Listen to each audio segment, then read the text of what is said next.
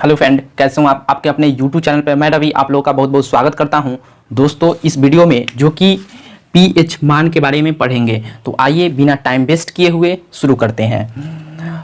जो कि pH scale की खोज करता कौन है? तो पीएच स्केल की खोजकर्ता सोरेनसन है, जो कि सोरेनसन एक वैज्ञानिक थे। पीएच स्केल का पूरा नाम क्या है? तो पीएच स्केल का पूरा नाम पोटेंशियल ऑफ हाइड्रोजन है। पीएच स्केल का पूरा नाम क्या है? Potential of hydrogen. PH scale जो कि 1 से 14 तक मापन इससे किया जाता है। पीएच स्केल का मापन जो कि 1 से 14 तक किया जाता है, वही यहाँ पे दर्शाया गया है।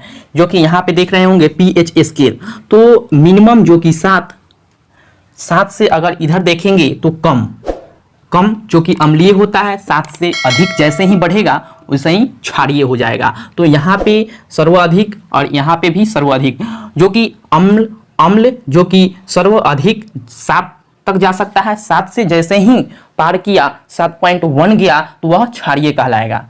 ठीक है दोस्तों, तो आइए सबसे पहले हम लोग अम्लीय के बारे में पढ़ते हैं।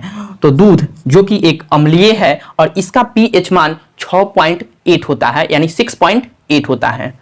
ठीक है दोस्तों, जो कि एग्जाम में यह बार बार पूछे जाता है और कौन पूछ देगा यह आप पर डिपेंड नहीं करेगा, वो आयोग पर डिपेंड करेगा। अबकी बार जो कि किससे क्वेश्चन उठाएगा ये उस पर डिपेंड है, जो कि आप लोगों को पूरे याद कर जाना होगा।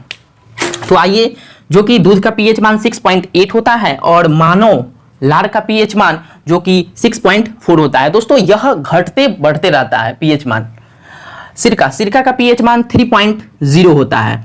नींबू का रस का पीएच मान 2.2 होता है। मूत्र का पीएच मान 6.0 होता है और मानव त्वचा का पीएच मान 5.5 होता है। सेब का रस का पीएच मान जो कि 3.5 होता है और अम्ल वर्षा का पीएच मान 4.5 होता है। नाखून एवं बाल का पीएच मान 5.5 होता है। शराब का पीएच मान 2.8 से लेकर 3.8 तक रहता है। 2.8 से लेकर 3.8 तक रहता है। इसी के बीच में अल्कोहल का पीएच मान रहता है। अंगूर एवं संतरे के पीएच मान जो कि 3 रहता है। ठीक है दोस्तों, तो अम्लीय जो कि हम लोग ने कुछ इंपॉर्टेंट जो पीएच मान है उसको पढ़ा। अब आइए क्षारीय के बारे में, जो कि अंत में एक बार और हम लोग रिकॉल कर लेंगे ताकि हम लोग को याद हो जाए। तो आइए क्षारीय जो कि 7 से अधिक होगा तो वह क्षारीय कहलाएगा। तो आंसू का पीएच मान जो कि 7.4 होता है, इसलिए यह क्षारीय है। और आंसू का पीएच मान जो कि 7.4 होता है। सामान्य रक्त का पीएच मान जो कि 7.4 से लेकर 7.35 तक होता है। ठीक है दोस्तों, और शुद्ध जल का पीएच मान 7.0 होता है, जो कि यहां पे ये डिपेंड करता है। ठीक है, तो यह जैसे ही 7.1 जाएगा तो यह क्षारीय हो जाएगा और 6.9 जाएगा तो यह अम्लीय हो जाएगा। जो कि एग्जाम में यह बार बार क्वेश्चन पूछा जाता है। शुद्ध जल का पीएच मान कितना होता है? जो कि आपके ऑप्शन में 7 रहेंगे। समुद्र जल का पीएच मान जो कि 7.5 से लेकर 8.4 तक होता है और अंडे की सफेदी का पीएच मान जो कि 7.8 तक होता है और कास्टिक सोडा का पीएच मान जो कि 14 होता है। ठीक है दोस्तों, आइए एक बार और रिकॉल कर लेते हैं। जो कि अम्लीय, जो कि दूध क्या है? एक अम्लीय पदार्थ है और इसका पीएच मान 6.8 होता है और मानव का लार का पीएच मान जो कि 6.4 होता है।